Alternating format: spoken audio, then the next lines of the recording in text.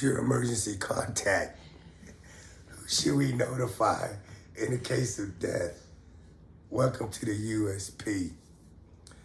Before I start this episode, I just want to apologize to the viewers that I'm not going to be able to put out my videos like I want this week. I'm sure you noticed through my last videos for the last month that I've been having a cough and I've been getting sick here and there, but it's just now it's really kicking my ass. But I don't want to just not put out a video without letting you guys know what's going on.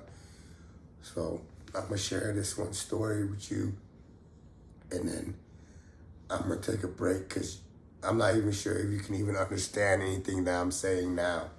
I'm hoping that you'll be able to, but my voice, my throat, my body, it's all fucked up, you know. But so, you know, I'm in a SMU program, and you know, we get an hour rec every day from Monday to Friday. We're supposed to five times a day from Monday to Friday. You know, in the unit that I'm in, they come get us for rec at about 11:30 every single day.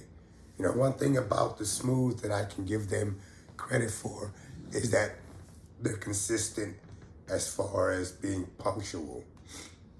You're getting breakfast at 5:30 or whatever, you know, depending on, some people might get a little later, 6:30, depending on what tier they're on. But everything is like clockwork, you know. You get your clothing is changed on a certain day. You get your meals at a certain time. You get your rec at a certain time. So everything is pretty consistent. You know, I'm on the 3rd floor, and I think it's B block. So everybody on my floor is DC dudes and Crip dudes and Midwest dudes.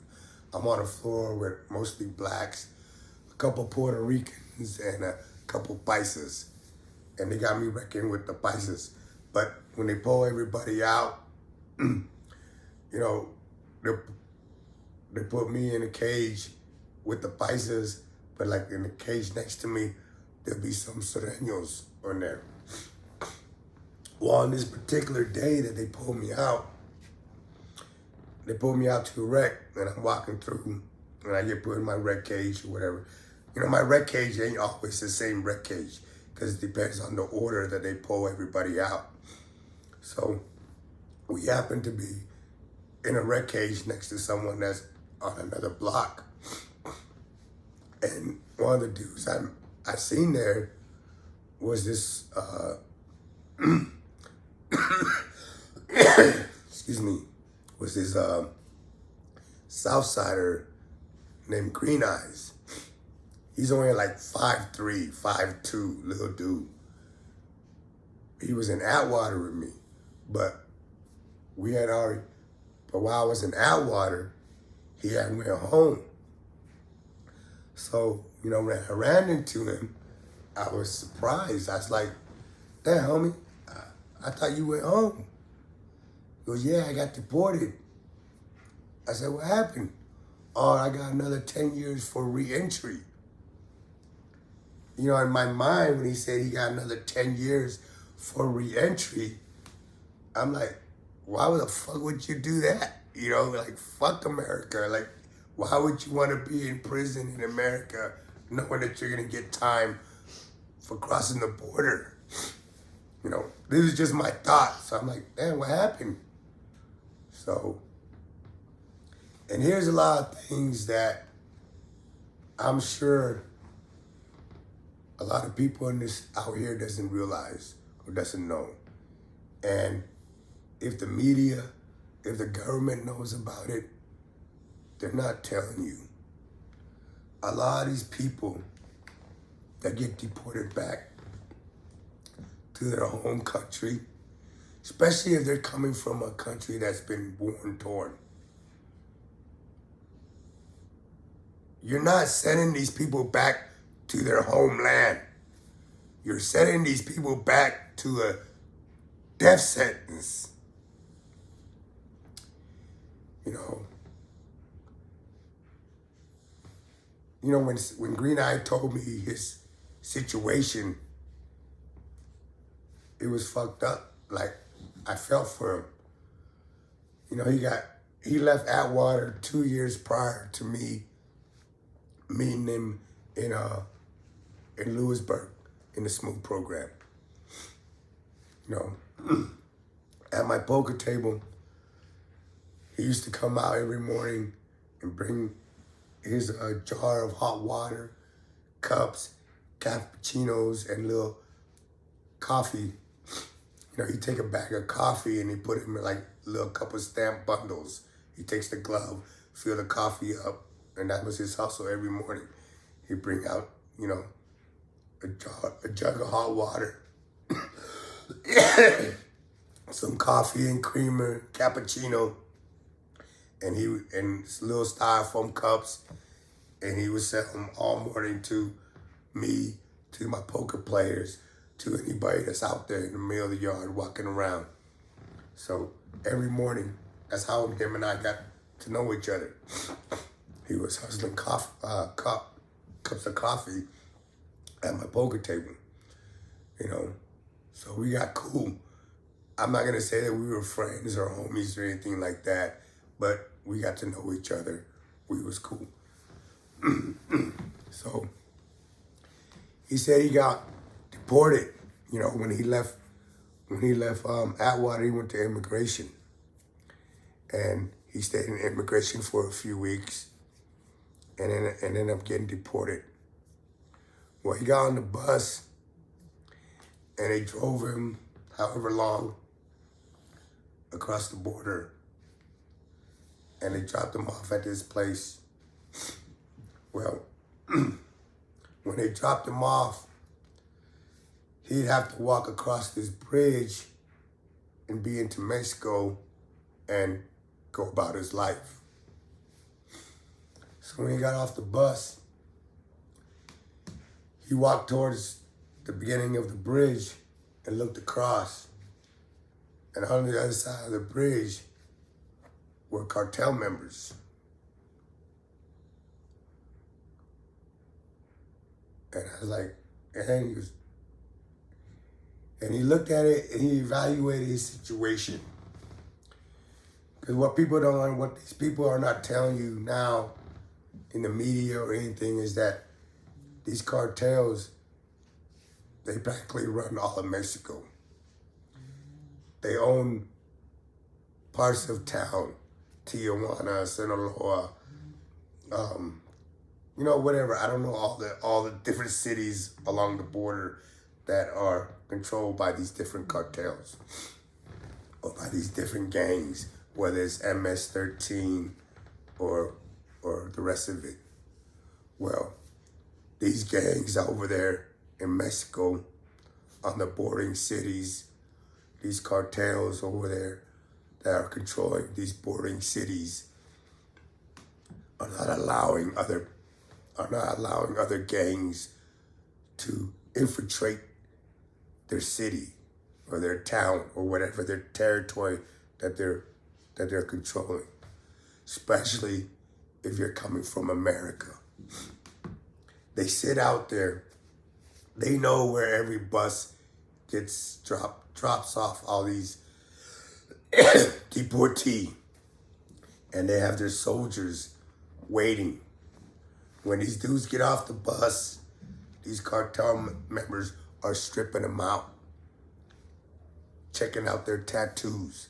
And if their tattoos don't coincide with the territory that they're in, well, they're gonna get chopped up and left in the field. So Green Eye had a choice.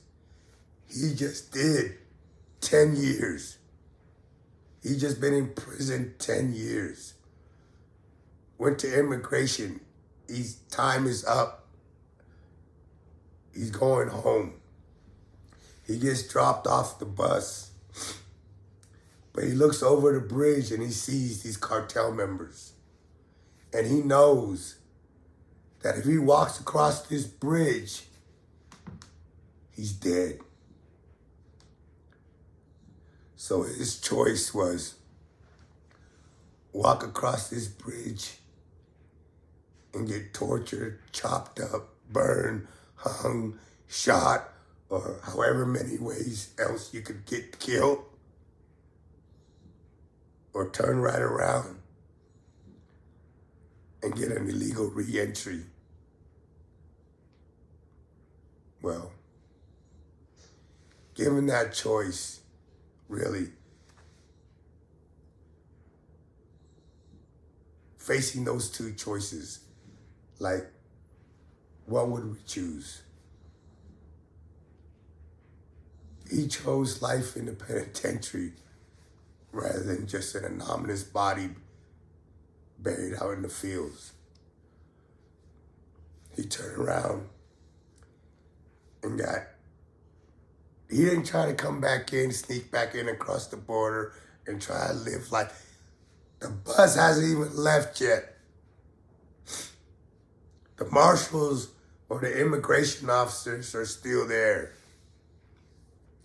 He turned right around, crossed the border, got arrested, and got another 10 years for illegal re-entry. You know, I was on a deportation list, but I'm a citizen of the United States of America. I became a citizen because my parents were naturalized, became citizen while I was still under 18, and under the age of 18, and that automatically made me a citizen through them. But immigration didn't want to honor that. They tried to deport me in 98. I beat them. And then on this case, they had an immigration hold on me all the way till 2013.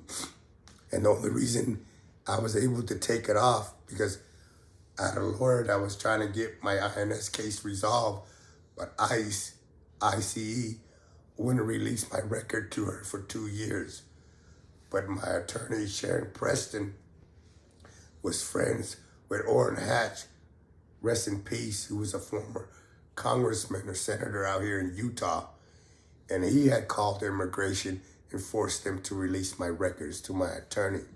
And when they released my records, it shows in my records that I'm a U.S. citizen. Now, my issue is that a lot of us come to America, were brought here by our own choice. We didn't jump across the border. We were fleeing a war-torn country. We were fleeing atrocity, murder, and rape. Brought here as a kid, grew up here as a kid. And yeah, we fucked up. We committed some crimes, caught a case, became a felon. But you at the court system said, hey, for this crime, I give you 30 years. For this crime, I give you 15 or 5, however many freaking years you said that this is what society wants in payment for the rules that you've broken. You go and do this time that they demand from you, that they said that this is what justice expects. You do all that time, and then when you're done, they try to kick you out of the fucking country, send you back to, they say where you're from. I'm not from Cambodia. I'm Cambodian, but I don't know nothing about Cambodia. The only Cambodia I know was being born in a slave camp, watching all my family die, starving. That's the only Cambodia I know. So how the fuck you tell me I must serve 26 years, and then when I'm done, you're gonna send me back to a country that I don't know nothing about? Send me back to what? To die. You know, and they do a lot, and they're doing that to a lot of these Mexican kids, because Mexico is going to accept deportees, where Cambodia is accepting deportees, but Vietnam, Laos, China are not. But these countries that are accepting these deportees, they know what's going on. They know a lot of these guys that are getting deported aren't making it home, but they don't care. That's their policy. Whatever, I don't know their politics, but it's sad because these men, they served their time already. The time that you said was owed to you, to society, for the infraction that they committed. But when they finish their time, you give them another sentence that's even harsher than the 20 years that he just did. Because now you're giving these individual potential death sentence. That's reality. Welcome to the USP.